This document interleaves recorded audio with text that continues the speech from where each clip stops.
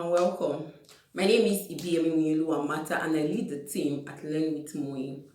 So in April 2022, we had our first career series webinar where we had two amazing speakers come talk to us about the theme, positioning yourself aright for career opportunities.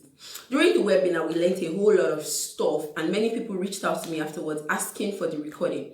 I felt it was going to be stingy sending to some people while others will not have access to it, and that was why I decided to put it up here so you have access to it as well. So before we get right into it, I want to make some requests. The first thing is I want you to subscribe. Yes, this is a new channel and I want you to subscribe so we can grow together, so that you can have access, to every amazing valuable content I'm going to be putting out. We're going to be touching around growth, yes, growth on all sides, right, and life generally, everything that will benefit us career wise and in our growth in life. Yes, so subscribe, like, do share it with everyone that you know will benefit from this value, and please watch to the end. Don't stop at one. Yes, don't watch only this. When you're done with this, watch other ones. I've grouped every of the videos into sections that will help us to better learn and understand. So get your notepad, get your pen, get your jotter, and dive into it right now. Let's welcome Mrs. Adetimilehin. You are welcome, ma'am. Thank you very much, Moyin. Good afternoon, everybody. I believe we're having an awesome session so far. Dio really dropped some very, very important points. So funny enough, there are some of the things here I noted down that she already said. So I'm just going to move on from that. So I believe that for many of us, from the statistics I got that Moyin shared, many people here are already graduates. And I can see that many people here are ladies, which I am actually very happy and excited about. So you're all welcome. I believe we've learned so much so far. So I'm just going to jump right in, so as not to take too much of our time and just get into the nitty-gritty of how things work. So I feel compelled to sort of share my background. I feel like it will sort of help some of us, right? It will help us be able to understand that it's not really that some people are smarter than some other people per se, or it's not really that things don't happen just because um maybe certain people have better connections or it just happens, right? You have to set the foundation for the future you're expecting. And for you that you are here and that you're not yet a graduate, please and please take this so seriously. Because one thing you have to understand, as long as you are in Nigeria, right? Let me make this clear. There is currently a problem of talent right now in every space. In tech, in business, in practically every business, every company is complaining about getting quality talent. Quality talent is a problem right now. So with that in your mind, I know that the mentality many of us have is that when we get out there trying to look for jobs or position ourselves for opportunities are scarce or there are too much people. The problem isn't that there are a lot of people. The problem is that there are not enough good people. And by good people, I mean people that are solid in all ramifications. They are solid in the line of field they have chosen, and they are also solid in character. Those two combinations are usually very rare, and that is what any company will pay good money for, because there's just a shortage. So right now, every company organization is just managing what they can manage. Some are trying to plug the skill gap by doing internship, by doing trainings and all of that. But we're still seeing that even with that, there's still an issue. So that's the secret I'll give you. Just put that in your mind, and that should let you see things differently. So rather than seeing things like, there's no job. There actually is a whole lot of job. Like opportunity is plenty, job is plenty. But just like you are feeling like there's a challenge, the people behind the job and opportunities to feel like there's a problem. Like, where are the good people? Where are the good talents? And that has been a problem for a while now. So with that in mind, I'm just going to jump to what I have planned to share with us this evening. So you see, looking at positioning ourselves for opportunities and looking at discovering our career path, like Dayo has already mentioned, I won't go too deep into that. She has already mentioned why it's important to figure out what you want to do. Now, just to further buttress that a little, I'll just share a bit about my journey. So for me, I had, because of my, I had always known I wanted to do many things growing up. Some people are lucky, they know they want to be a doctor and they are fixed to that. That's all they've ever known since they were small. I just want to be a doctor. I was never one of those people. Some people, they already know this is what I want to do. I really was never one of those people. I was one of the people who wanted to do many things. So, but one thing that always aligned in all the things I wanted to do was I wanted to help other people. So that's like a foundation. I know that I want to help other people. In the mind of everything, I just want people around me to succeed and to have a better life. And then I also knew that a way which I wanted to do that was through businesses. I was interested in business and all of that. So as I got to a point, and immediately some of you are doing a course that you know deep in your heart that you don't really like this course, or you are never going to do anything with it. Sometimes you might give yourself hope that maybe I'll do something, but really deep down, you know that you're not going to do anything with it. While there are some people who love the fields they are working in. So yeah, I feel like in a way you sort of know, if you, even if you don't know the things you want to do, you know the things you don't want to do. I knew that I wasn't, even though I loved businesses, I wasn't yet at a point interested, at the point I am now, I wasn't really interested in starting a business or starting a company or anything. But I was always curious and trying out different things. So one of the first things I ever did was, besides the fact that I write, I put my face into things that don't concern me, in the sense that I read and I I'm always looking out for information across any field. So, but by the time I was in 200 level, I knew I was not interested in physiology. So I knew that, but I was a physiology student. So I knew I just needed to finish out my course. I really knew I wasn't interested in it. So, and then as I continued, I started to see that, okay, I find business sort of interesting. At the time, I started a jewelry business. I was selling jewelries. I'll go to the market in April, trade fair in April, and then I'll buy jewelries. I'll come back. I'll sell it. Blah blah blah. And I was making good profits until one long latex strike, and then I went home. And while at home, I just attended one event that was near to my to my house, and it was an event on digital marketing, and I really fell in love with digital marketing. I was like, okay, I love this. And then I found that I was quite good with digital marketing, and I was good with business strategy generally. I was really good with business strategy. I like to think of business in every dynamics. So even though I was doing digital marketing, I still, my perspective of digital marketing was not only limited to marketing. I wanted to know everything about a business, business models, how businesses succeed, why businesses fail. And I started consuming information on that. And then I remember when I started learning about digital marketing, I saw a course. I could not afford to take that course at that. It was a training, and it was the place where I was to take the training was quite near to my place, but I couldn't afford it. And I couldn't ask my parents because I knew they couldn't afford it at that time. Hello? Hello, can we also hear me? Sorry, the call Yes, came in. yes, we I'm not can. sure if I was okay. So I I then began to like explore. I began to I okay, yeah, I could not take the training at that time. So I wrote a I wrote an email to the company telling them that I wanted to volunteer for free. And and in fact, when I wrote the email, I didn't get a response for like 2 weeks. And then I wrote them another email again. I was like, I've sent you emails to all this while you people did not respond. I think that got the attention of the founder, that even though it was a even though they had a volunteers program, they never had anyone who disturbed them or stressed them the way I did.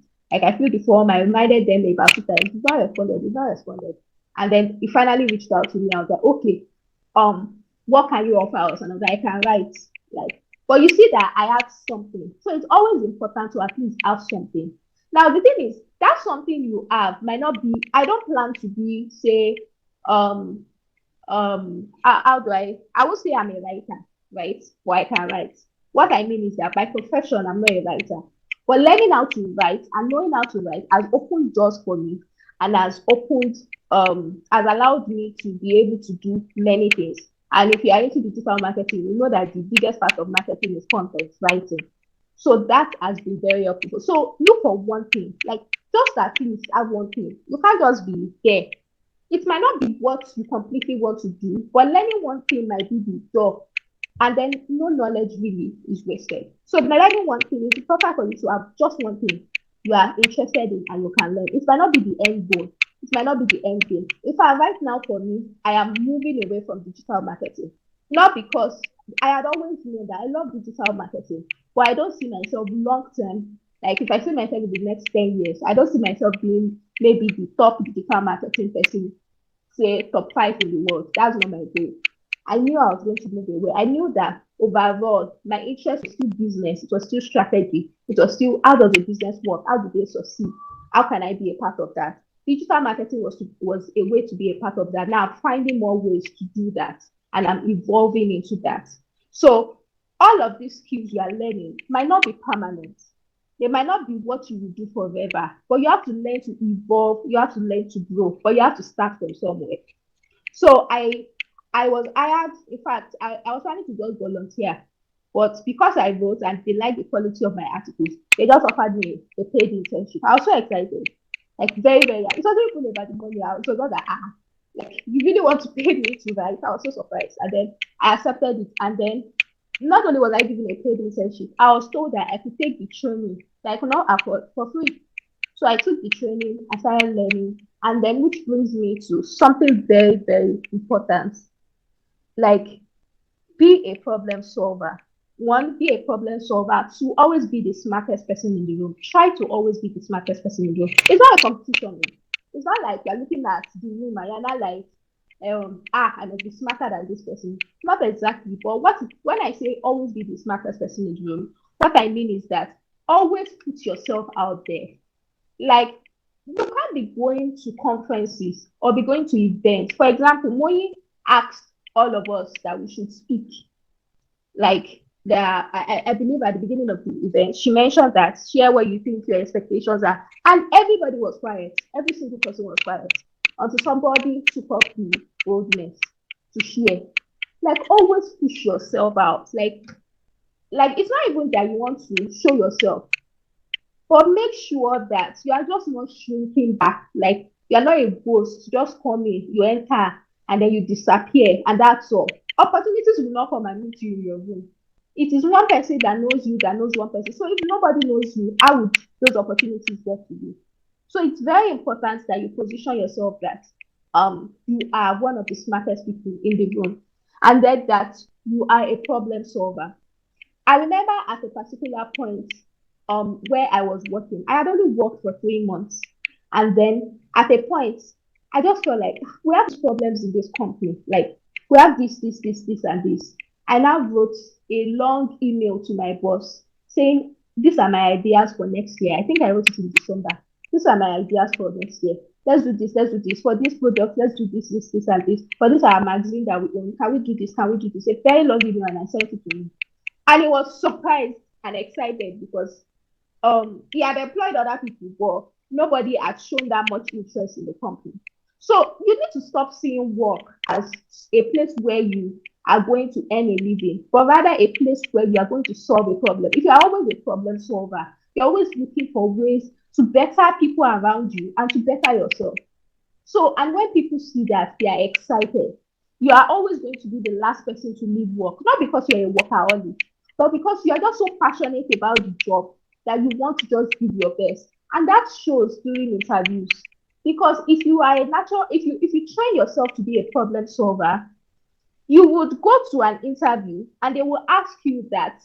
They will ask you questions like, what can you offer the company? And you'll be able to say, oh, I noticed that your company has done so. Let's say you're interviewing to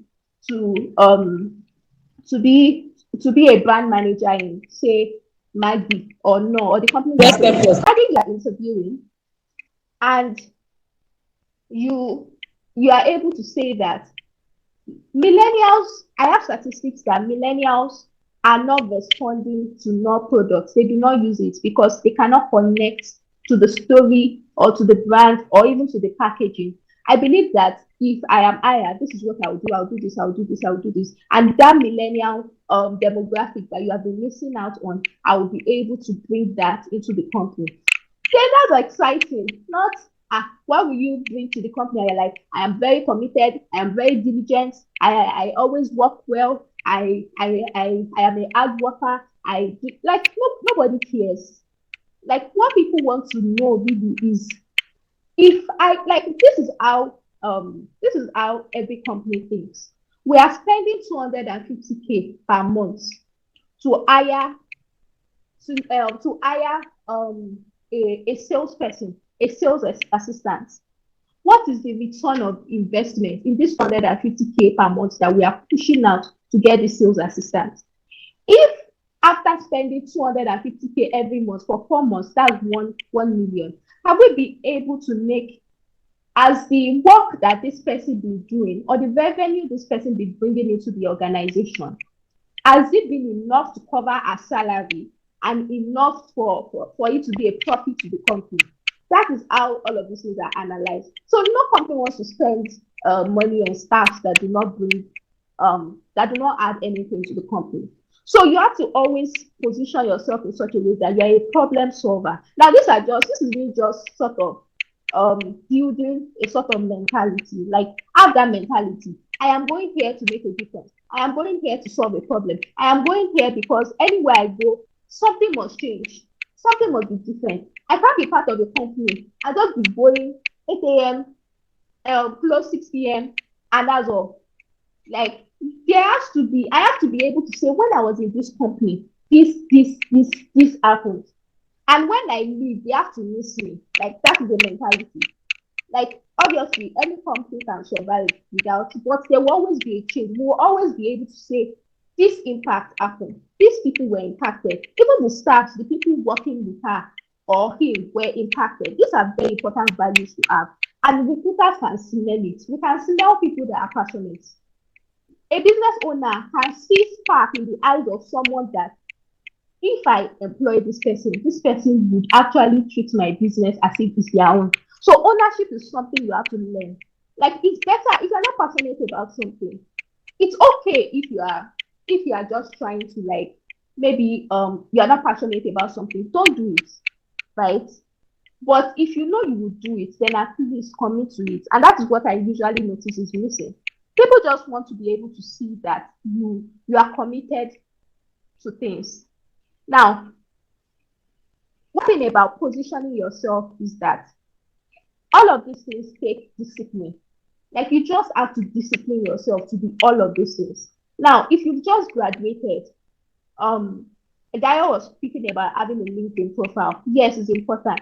It's important for you to start building. You should be able to start having an idea of of the things you want to do, and you should be able to like start putting yourself out there. By now, you should have a LinkedIn profile. If you are a graduate and you've not yet applied for any job or opportunity, please start applying. Just apply for applying sake. At least apply to be able to see if you even know how to apply. See if you even know how to have confidence for interviews. I know people, I have friends that just apply for interviews just to do warm up, just to like warm up there, so just to check that okay, hope I'm not really losing my skills. I've not applied for it, even though they have a full-time job. But it's good because it allows you to put yourself out there. If you have confidence issues, you start building confidence. So don't wait till you are done, you now go and serve after service. No, no, no, no. That's just poor planning. If you are waiting till after service to get a job, it's poor planning. By now, you should already start positioning yourself. What kind of job do I even want? Many of you don't even know the kind of opportunities you want. Like, what opportunity do you want? Are you an entrepreneur and you just want to grow your business? If that's it, how do I want my business to look like? It should not be that I don't want to make money. Like if you are selling cosmetics, for example, you should be able to think that what kind of cosmetics, like, do I want to be like Mary Kay and be a producer of my own cosmetics, or do I want to be like I forgot the name of these guys that sell other people's cosmetics, like they're a chain of, they're like a shop right for cosmetics. Like, is that what I want to do? Okay, if this is what I want to do, what does it take to get there? Who are the people that run this kind of companies? How are they built? How are they like? Because if you want to be a business owner, it's not about just posting on Facebook. You have to have leadership skills. You have to learn how to manage people. You have to learn how to create structures and all of that. If you want to be many people think people just blow like that. People just don't blow. Like, except you are even celebrities, actors and actresses, many of these things are orchestrated. For example, many of you watch Korean K-drama or K-pop. Many of you don't know that your K-pop, your favorite K-pop, Korean pop stars, those bands were orchestrated by the government because they wanted to push their culture to the rest of the world. They deliberately looked for different kind of people that fit together and pushed money, pushed opportunities, found the networks and connections they needed to make them what they are right now. So they didn't just wake up one day, post one video on YouTube and blew. Very few people get successful that way. And if you notice, people who get successful that way are usually not able to maintain their success because there's no structure to it. So it's very, very important for you to be able to know where you're going. Like, many of you should be able to say, okay, at the end of, for example, whenever I think of my professional life, I have certain people I look at, especially in the technology space. I know I am interested in technology and I want to be in the technology space. So I have people like Sheryl Sandberg, CEO of Facebook, and I also have this marketing Wood. And these women are far ahead. They're like probably like 20 years older than me and probably 30 years older than me career-wise. But I know that, okay, this is an idea of where I want to be career-wise. Let's say that's an idea. Then I start backtracking. Okay, who is 10 years close to this place? Who is 5 years closer to me? So you're able to really map out, okay, this is career path they took, this is what they did. It's not like it just happened. They did this, they did this, they did this, they took these courses, they did this, their career path went like this and all of that. All of these things can be mapped out if you are being deliberate about mapping them out. You should be able to say, this is what I want, and be able to like craft it out. So, and then also, but it all starts with, like Dayo said, just knowing that, okay, just have an idea, then try different things. It's okay to try different things. At a point, I always knew I was interested in tech, but one thing I know is I'm not interested in programming. I don't want to be an engineer. I knew I'm not interested in UI UX, even though I learned design in a way, just as a skill to be able to add to my digital marketing. I know that's not what I want to do. Digital marketing, yes, I love this. Business strategy, yes, I like it. Project management, this is interesting. I learned a little bit about that. Product management, I'm trying to learn a little bit about that. I'm trying to know the things that I am not planning to become a product manager per se, but I know the knowledge will help me in what I am interested in doing. Now, I am currently very interested in operations. So I am learning everything I need to be able to succeed in that career. So, but I have done many things. I have learned digital marketing. I have learned project management. I have learned sewing. I have learned baking. I have learned many things. And the reason I learned these things, and I found that these things help me in seeing the world in a different way. So if you are a fashion business owner, you come and meet me, it's very easy for me to relate to you, and it's very easy for me to give you ideas because even though I'm not in fashion, idea wise, I seem to be 5 years ahead or 10 years ahead in a way, knowledge wise, compared to people who are even really in the fashion industry, like business wise, because I have learned about this thing. So you need to give yourself into it, like you need to pour yourself into it. It's going to be hard work, it needs a lot of discipline, but you have to do it if you want to like be able to stand out in whatever field you eventually go in. Then finally, please and please don't be a local champion. Like, it's very important because you might not see.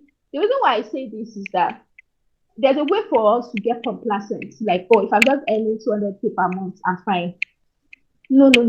Like that's why I mentioned problem solving, because if you're a problem solver, it's not about the money. The money will come. If you're a problem solver, you're trying to find to ensure impact. You're trying to make a difference. So if you're trying to make a difference, it's very important that you are not a local champion, because if you're only thinking Nigeria wise or Ogbomoso wise, you will not be able to see what they are doing in Israel or what they are doing in China, right? But if you're able to see what they are doing in all of these places, you can now bring it and use it to influence whatever it is you are currently doing. So please don't be a local champion. That thing is very, very annoying. Like, set incredibly high standards for yourself. Like, sometimes, um, although there's a balance between not wanting to be a local champion and also being too much of a perfectionist. You can become so much of a perfectionist that you do not end up doing what you need to do. So I know that, because sometimes I lean towards that. Sometimes I don't post because the the thing I want to post is not up to my taste yet. And then, instead of me to not have to bring it up to my taste, I might just give up on it. But it's okay to be able to say this is the standard. Like, I need to like push myself. Like, I'm not, you shouldn't be consuming just local content. Be consuming books written by international authors. Go global. Like, what are they doing in this my field in other countries? What are they doing? Don't say, it's not like when your lecturer says that, or when I don't know if you people hear people say statements like, this is how we used to do it. Like, personal saying, or don't you get frustrated when, say, your hairdresser cannot make the latest hairstyle that is trending on, say, TikTok, for example, and you want to make it? It gets frustrating, because you know that the Asikera only knows how to do all back. And the only reason why the Asikera does all back and shuku is because she has not engaged with any other hairstyle. So even though she's incredibly talented, she can't bring in new stuff because she has just limited herself to what she learned from her grandmother, right? So you need to be able to know what's going on, what's trending, like where is the world going? By what's trending, it's not about just chasing every trend and fad, but like, where is the world going? Like, what are people doing in this field right now? These are the things that allow you to position yourself. And then finally, treat life and every encounter as an interview. Now, what I mean by that is, if you are always studying, if you're always learning, if you're always growing, every encounter is going to be like an interview, because every person you meet has a perception about you. Now, amidst my circles of people, there are people I can recommend for certain opportunities, and there are people I cannot recommend for certain opportunities. It's not what they did or did not do, it's because of my perception from my interaction with them that this is this person's capability. So, if every time you're always relating with people, you're always just talking about meaningless random things, you're not like always someone who solves problems. You're just someone, for example, when people are complaining about Nigeria, your perception should not be, if you're always the person that is always like, this country is clinical, it's like this, blah blah blah, it becomes annoying. But usually, if you're the person that is like, oh, but if we do this and this world scarcity issue will be solved, people would be surprised, because they're like, okay, this person actually has something to offer. So every encounter is almost like an interview for you. You are putting perceptions. You are putting a sort of perception in people's mind. People know that, okay, this person is smart. This person is able to do this. This person has this capability. So always treat every engagement as, like, every engagement is like an interview. So treat it like you like, just put yourself out there, express yourself, solve other people's problem. Now, a way for you to start practicing becoming a problem solver is, even start looking from around your room. The things you've given up on, like, start thinking, okay, if I do this and do this, maybe it will make, maybe for example, you don't like where you are living, and your only solution is, I need to leave that place. Think of it from another perspective, like, okay, if I do this and this, will it make me more comfortable? Will it make this more possible for me? Then, things that probably you've given up on, like, think of it from another perspective. Can I solve this problem in another way? So start practicing it. As you're walking on the road and you're seeing issues in your surroundings, start thinking, okay, what can be done to solve this? What can be done to mitigate this and all of that? So you're already you're already like conditioning your mind to be a certain way. So that way, you're already like building the habit of becoming a problem solver. I hope that helps. I think that's practically everything I want to say. Yeah, I think that covers everything I want to say. So, if you have any questions, you can begin to ask now. Wow, that was an amazing session, and I hope you learned as much as I did, because really I've learned a lot and I'm going to share it with as much people that will be of need. Yes, please, I want you to as well like, subscribe, and share it with everyone that you know. Yes, invite people, tell people to come watch. Okay, this is what you've learned. Remember to share it in your circle, within your friends, and even your community. Please turn on the notification bell so that once another video pops up, you are the first person to get notified. I love you.